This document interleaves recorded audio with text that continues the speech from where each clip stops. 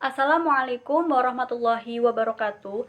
Halo teman-teman, perkenalkan nama saya Maya Dina Sapitri.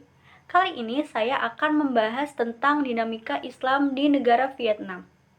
Seperti yang kita tahu, Vietnam merupakan salah satu negara yang berada di kawasan Asia Tenggara. Vietnam merupakan negara minoritas Muslim. Yang saya akan bahas pertama kali yaitu profil negara Vietnam. Vietnam berarti negeri selatan. Vietnam berbentuk republik sosialis, yang artinya sebuah negara ateis, seperti yang telah dideklarasikan oleh pemerintah komunis. Jadi, di Vietnam, sebagian besar penduduknya mereka tidak memeluk agama apapun. Tetapi, saat ini, seiring berjalannya waktu, sudah banyak agama yang datang dan mempengaruhi penduduk Vietnam. Kemudian, negara Vietnam merdeka pada tanggal 2 September tahun 1945.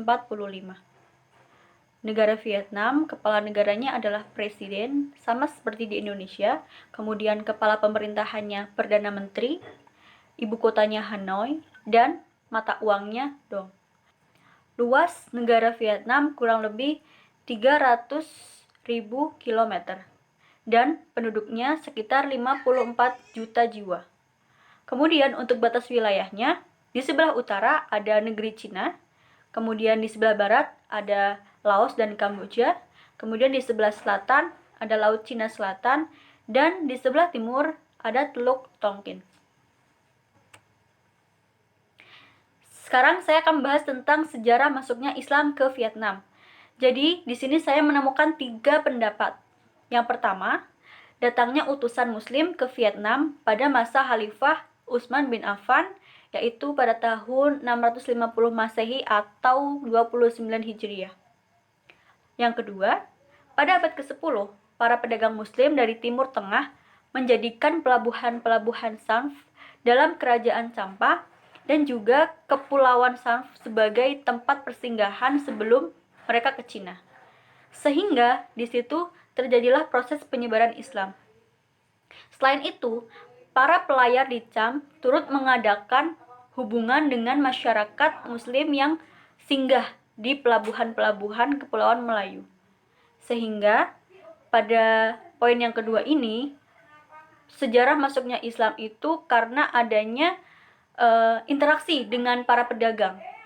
Kemudian yang ketiga, penemuan batu nisan yang bertarikh pada tahun 431 Hijriah atau 1039 Masehi di daerah Pangrang atau Panduranga, yang merupakan kota pelabuhan penting Champa pada zaman dahulu. Selanjutnya, saya akan bahas tentang corak mazhab umat Islam di bidang fikih dan akidah di negara Vietnam. Muslim Melayu Cham menyebutkan mereka bermazhab Asy-Syafi'i, namun mereka sebenarnya merujuk pada apa yang difahami kaum muslimin, seperti yang ada di Malaysia juga, yaitu merujuk pada As-Sunnah wal Jamaah atau yang sering kita kenal Ahli Sunnah wal Jamaah. Dan ini merupakan kiblat akidah mereka. Kemudian untuk fikihnya mereka menganut mazhab Asy-Syafi'i. Selain mazhab Asy-Syafi'i, mereka juga mengenal mazhab fikih Al-Hanafi, yang mana merupakan pengaruh dari luar, yaitu dari negara India dan dari negara Pakistan. Perkembangan pendidikan Islam di Vietnam. Yang pertama, pada abad ke-20, orang Melayu Cham mulai mendirikan masjid-masjid, madrasah di daerah selatan Vietnam. Salah satu masjid yang ada di Vietnam yaitu Masjid Musulman. Masjid Musulman merupakan masjid tersibuk di Vietnam. Maksudnya, di masjid tersebut sangat padat kegiatan keagamaan, mulai dari sholat berjamaah, pengajian, dan lain sebagainya. Karena di Vietnam sendiri masih jarang ditemukan masjid dan hanya ada beberapa masjid. Masjid Musulman merupakan masjid tersibuk di Vietnam. Artinya, masjid tersebut merupakan pusat kegiatan keislaman yang ada di Vietnam. Masjid tersebut berada di tengah bandar Ho Chi Minh yang dibina pada tahun 1935 Masehi oleh pedagang dari India. Kemudian, pada awal kemerdekaan tahun 1975, orang Islam mulai tersisihkan akibat Vietnam dikuasai oleh komunis.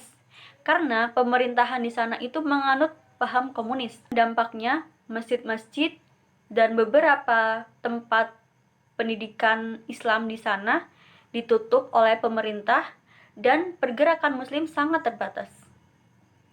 Yang ketiga, tahun pertama pada masa Republik Sosialis, di negara Vietnam yang merupakan negara minoritas muslim, para penyelenggara madrasah atau para pemuka agama di sana harus berlomba-lomba mendatangi orang-orang muslim supaya mereka mau menyekolahkan anaknya ke madrasah atau ke sekolah Islam. Dengan tujuan supaya generasi Islam akan terus ada dan akan terus berkembang. Nah, jadi di Vietnam tersebut, para pemuka agama bekerja keras, berusaha lebih keras untuk mengajak masyarakatnya sadar akan pentingnya pendidikan Islam sejak kecil. Selanjutnya, dinamika Muslim minoritas di Vietnam. Masyarakat Muslim Vietnam dibagi menjadi dua. Yang pertama, golongan Muslim pendatang yang berkembang di kota-kota besar seperti di kota Ho Chi Minh, kemudian Tay Ninh, dan An Giang, yang berbatasan dengan Kamboja. Mereka kebanyakan merupakan pedagang dan pengusaha yang berasal dari berbagai negeri. Golongan yang kedua yaitu golongan Muslim Cham, yang merupakan penduduk lokal dan komunitas tertua, Muslim tertua yang menempati wilayah dataran pesisir Vietnam Tengah. Di An Nam Lama, wilayahnya meliputi Tun Hai, Phan Rang, dan Nha Trang, serta kawasan selatan seperti Châu Đốc dan Phan Thiết. Kemudian, jumlah masyarakat Muslim di Vietnam saat itu sekitar 1% dari seluruh penduduk yang ada di sana. Setelah memasuki era baru dan politik terbuka, umat Islam ikut menikmati perubahan politik baik secara internal, yaitu semakin terbukanya kegiatan keagamaan dan pulihnya posisi sosial umat Islam, maupun eksternal, yaitu relasi dengan dunia internasional, hubungan baik dengan kelompok Cham di Kamboja, dan pusat-pusat Islam Asia Tenggara, serta Islam Arab.